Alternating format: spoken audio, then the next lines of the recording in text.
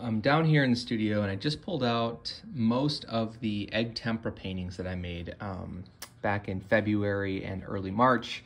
And I'm planning to frame all of them this week so that I can list them in my online shop on Friday. I have quite a bit of work to do to frame these 7 egg tempera paintings, and then if I have time, or I feel like I have enough time and material, I'll try to frame up this gouache piece that I made back in the, I think this was back in the fall of last year. So that's the goal for this week. It's one of my goals for the week.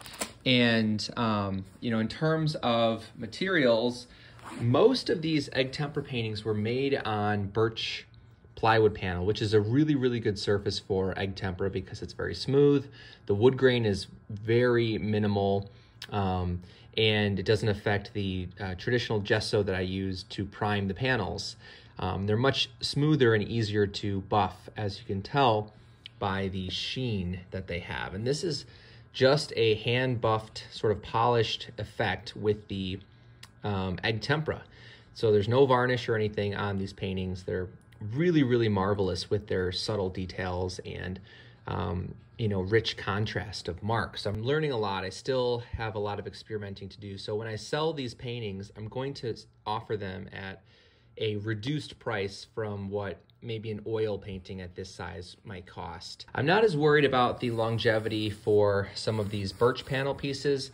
The largest one here was painted on a piece of sandy plywood, which, as you can see right away, has a much more noticeable and deeper grain in the surface. And if you look closely, we can see little cracks in the gesso that appeared over time.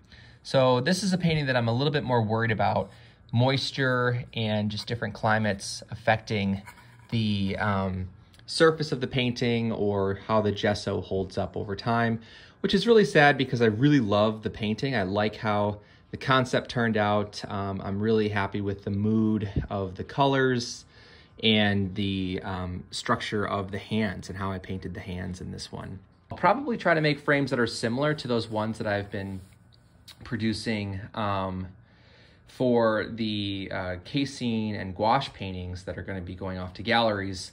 And honestly, I mean, with these ones, maybe I'm starting to think now maybe the prices will actually be closer to $100 for these ones, just because those frames are going to be pretty big and it's going to take a while to finish all of those frames. So for anyone who's curious about the prices for these, I'm thinking right now that these are going to be around $100, all framed up, ready to hang.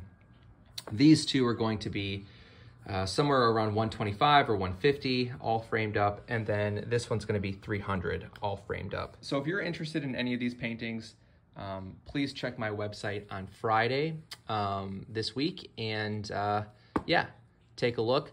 They will all most likely be qualified for free shipping in the US, so if you decide to purchase one of these paintings, you don't have to worry about paying for shipping. And if you have any questions between now and Friday, please feel free to leave a comment. So it's been about a day since I sprayed the first layer of black enamel on this frame. I'm just checking to see how the painting looks in the frame, and I don't mind how dark it is, but the surface quality is kind of ugly in my opinion. So I think I'm going to try to do like a grayish blue oil wash and kind of lighten it up and try to create more of a matte surface and see what it looks like after I do another coat of black enamel. You might be able to see, like, towards the bottom it's a little bit light, so I got to spray the edges one more time. So I'm just trying to get a feel for what it might look like if I build a frame that's a similar style and dimensions as what I've been making recently. And I really, really think this would be a cool look for these teeny tiny paintings, is to have them framed in a pretty big blocky frame like this. I think that'll really push the kind of mystery of the small scale paintings. So this is the plan. I'm running out of the pine pieces that are this thicker inside piece, so I'm gonna try to build it with poplar. I think this one might be better with a black finish. There's time to decide. Okay, back to the wood shop. So I just had a piece of poplar that was like 7.5 inches wide. So I ripped it down into 2-inch wide strips. So it's gonna be pretty much the same width as the pieces for these most recent frames that I've been making. All of the side pieces have been cut and they're all pretty closely matched. So I don't think I should run into too many issues when I'm bringing the corners together. Okay, so I've been out in the garage now for about 2.5 hours trying to work on these frames, and it seemed like everything was going fine with cutting down the poplar board, but I've been running into problems with the corners of the frames. I'm finding areas where the corners are not like square or lining up properly, and I thought it was an issue with my miter saw, so I was trying to like reset the alignment on my miter saw. That doesn't seem to be working very well. So I spent like probably an hour just trying to troubleshoot this, and I'm getting to a point where it's really frustrating, and I think I might just have to stop for now or for the day. I don't have a planer, which sometimes that's part of the problem, is that the boards are different thicknesses. So when they're cut, things are a little bit off. Generally, that's not an issue for most of my frames, but you know, here's the front of this frame, and obviously some of the corners aren't really clean, but most of them are okay, right? But when I flip it over and you can see the back, there's pretty decent sized gaps in the corners where they're not touching all the way.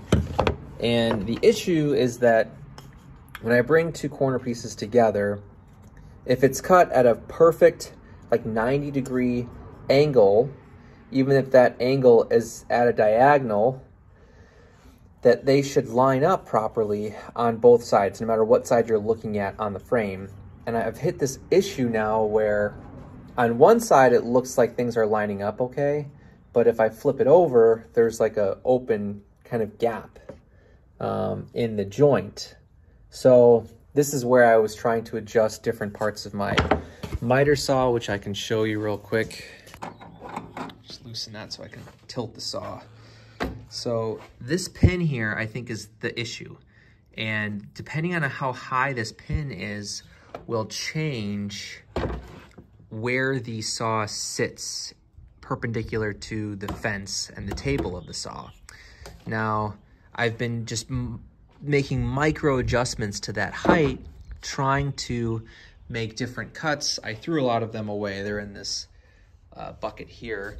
But I was basically trying to make cuts and see how they aligned, you know, flat on a table. And at times, like this example, it looked like everything was fine and it was lining up close enough where there was enough contact from both pieces that I could just keep going, or even recut my frame pieces out of the poplar, just taking a tiny little bit off of each corner and trying to reattach them, or bring them back together, which is what I just did with this. And there's still that problem. So basically it's been a couple hours of just trying to fix this problem. This doesn't seem to be working, and honestly, I'm getting tired and a little hungry, so it's not really a good time to be trying to fix the problem. The other issue that just happened is that my shop vacuum that I've been using for the last few years seems to have officially died. It was just a matter of time. One of the wheels broke off. I've had to replace parts on it before with the hose and the bags and the filters, but the motor seemed to always be reliable and it wasn't giving out. And then now, I've unplugged it, replugged it back in, taken it off, tried to shake out the dust, tried to start it, and there's no power. So I think I'm gonna have to go to Home Depot tonight and pick up a new vacuum. So that's another problem that just is getting in the way. So we'll see. It's also pretty cold outside. So, all in all, it's just not a fun time to be trying to make these frames. And it's a little bit frustrating, because they're not supposed to be very complicated. And I've been able to make a couple the last week without these types of problems. So it's just a weird kind of surprise that I'm running into today.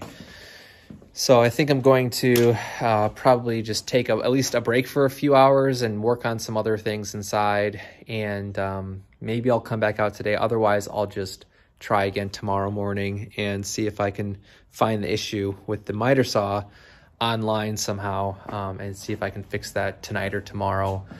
But yeah, so it's a weird kind of moment right now where I have to sort of pause on 3 of the 5 frames. I think 2 of them, the corners look okay where I can just glue it up. I'll probably have to cut splines for all of them just to reinforce the corners. You know, because air nails, they'll help, but they work really well if there's full contact with both of those side pieces. So that's the problem, that I don't think they're going to be able to work for these frames because they're not making full contact. And anyway, you know, I just wanted to share this because it's really easy, I think, to watch other people build stuff and think that there are no problems and it's just smooth sailing. And I obviously am still learning. I'm definitely between the beginner, intermediate, maybe level of, you know, for woodworking. And I just wanted to share that this is the reality of how this goes some of the time. I'm just going to go ahead and end the video here. It's a real bummer afternoon, but I'm hoping tomorrow I'll be able to share a video that's more exciting, and because I'm hoping I'll be able to figure out what the issue is with my saw, and I'll have a new vacuum and I can get back on track. So thanks for watching, and you know, keep an eye out for my egg temper paintings that will hopefully be ready for purchase on Friday this week. So have a nice night. See ya.